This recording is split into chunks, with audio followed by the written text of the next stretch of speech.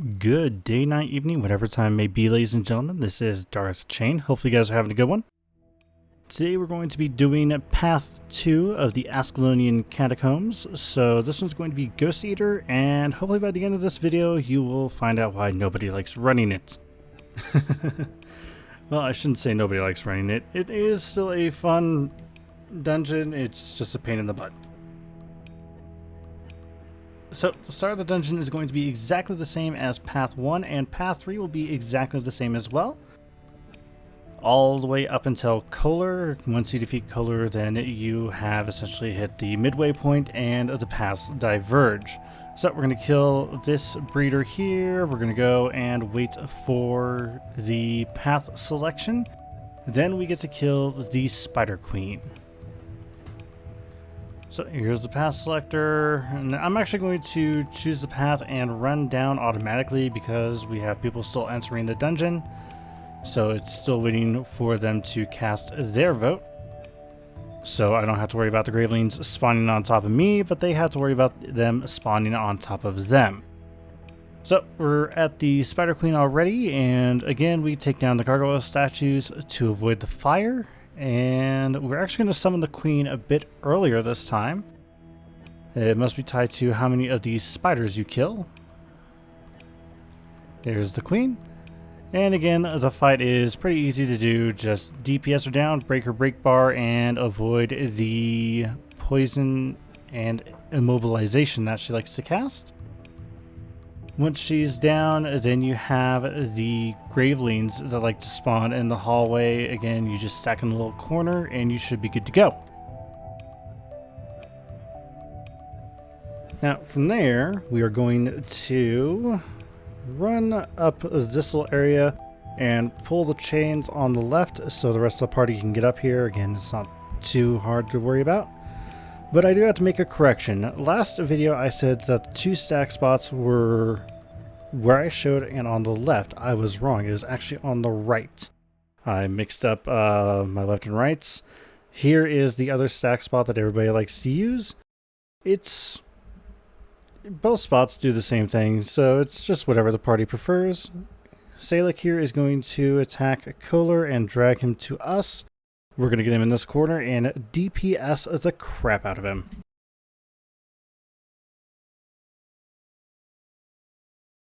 Now the fight is exactly the same. You just want to break his break bar and take him down, and once he is defeated, then you are going to you're going to get into the path divergences. We are actually going to be heading over near the Lover's Crypt, but not entering it. We're actually going to be going more south from it. So, Kohler's dead, take down the ads, and here we go.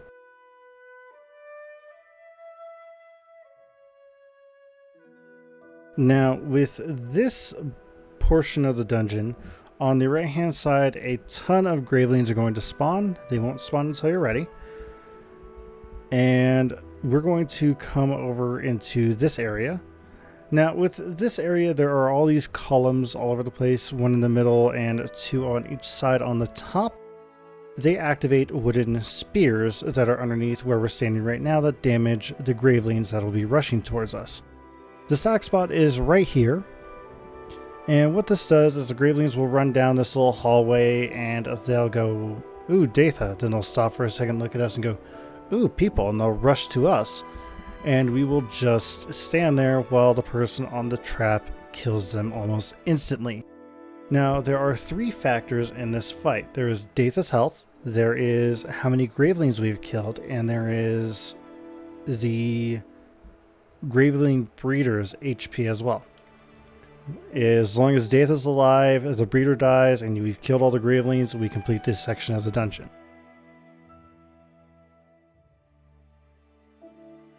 So here comes the cut. There's a cutscene for Datha. Here come the Gravelings at the far end right now. Well, now? There we go. And you'll see just how many of these Gravelings spawn.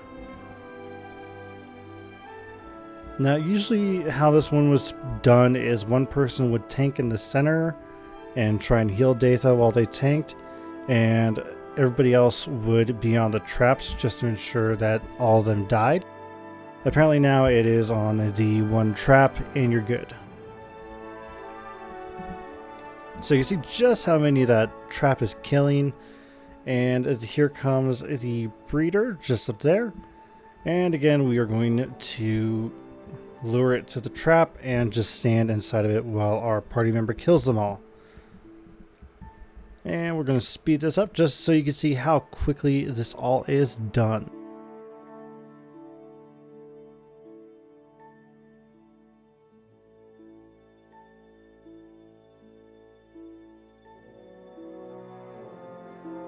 So now that that is done, the breeder's dead and we've killed enough gravelings, we get support back to where Kohler was, and I'm actually going to kill my minions here in a second due to the fact that this room has gravelings inside of it and you just want to run past them. It's not as many as when you're running to go face what's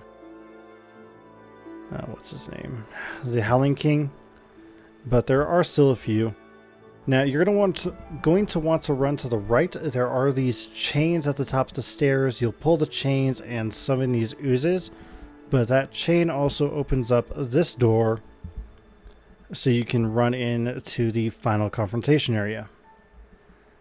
Now unfortunately one of our teammates kind of got left behind, so I'm going to actually jump back and try to help them, but we both end up dying.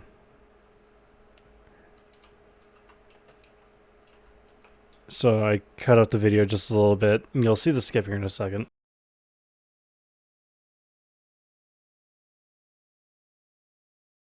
So there's a skip, and now we're all here. Datha is talking with a ghost, and Datha is weird. She is easily distracted by shiny things. And what I mean by that is when Datha gets ready to start up this event, she starts 3 traps, and she'll jump between the west and the east at certain intervals of HP on both. So she'll be working on the west one for a little bit and summon like 5 or 6 ghosts that you have to attack.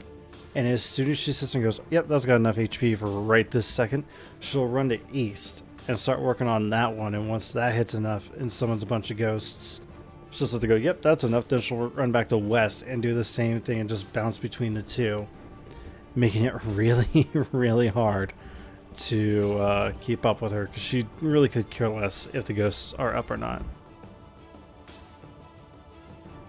Yeah, you just want to kill the ghosts, revive them. The stack spot for west is right up against this pillar right here. The stack spot for east is up against the wall right here.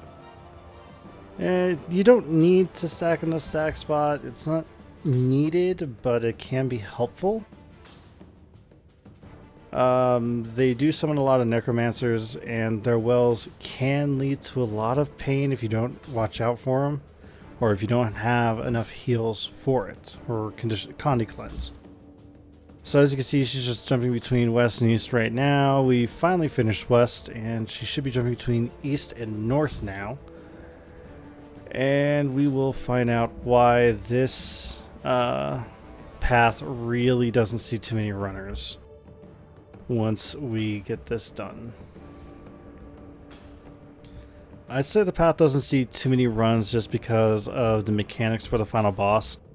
If I had to say, if ANET should ever redo any paths for any of the dungeons, it would definitely be this one, just because of the way the final boss is done. Now, do keep in mind that this boss did actually get a rework about a year or so after it was released to what it is now, and even now it's still a pain in the butt.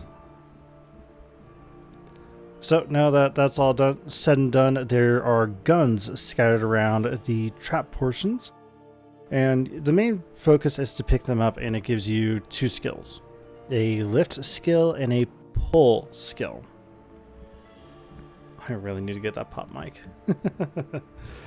Now, what you're going to be doing is someone will talk to Datha and will summon the Ghost Eater, and you're going to have one person dedicated to lifting the oozes off of her, and then you're going to have everybody else pull it, and you'll see who's lifting by a yellow beam, and all the pullers shoot a green beam.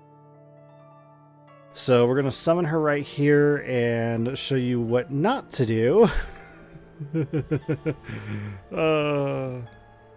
So there's the yellow beam for the lift, and then everybody tries pulling non-lifted oozes. It's really bad. So you can just see all the colors. If you attack the Ghost Eater too much while lifting, she will aggro to you and start chasing you. And if she hits a completed trap while you're still setting up, it completely messes it up and you have to start again once she de-aggroes. So we died a couple times. This was a really, really long path. Like, we were in here for about 40 minutes at this time. And we're actually going to pick up the guns and we're going to try it again. Now, the way that most people try and do this boss is they only set up one trap. And they try to kill her within that one. Now, seeing as I'm a minion mancer, I'm going to stand a little bit farther back just so my minions don't automatically aggro when I don't want them to. Because they will do that on the boss. So I don't even have to have her targeted. If the Ghost Eater gets too close, they will just bum rush after her. So here she comes. She just popped the trap and now she's vulnerable. When she's in that ghost form, you cannot damage her. And she can eat some of the ads that she spawns to heal herself. So we're going to hit her as quickly and as hard as we can. And as you can see, her HP is just dropping. Now, we don't have the DPS to do it in one go. So here comes her shield again. So we have to run and quickly set up a second trap. If you're ever running this dungeon, always set up 2 traps. Unfortunately, we had an elitist friend in the group who said we should do it in 1.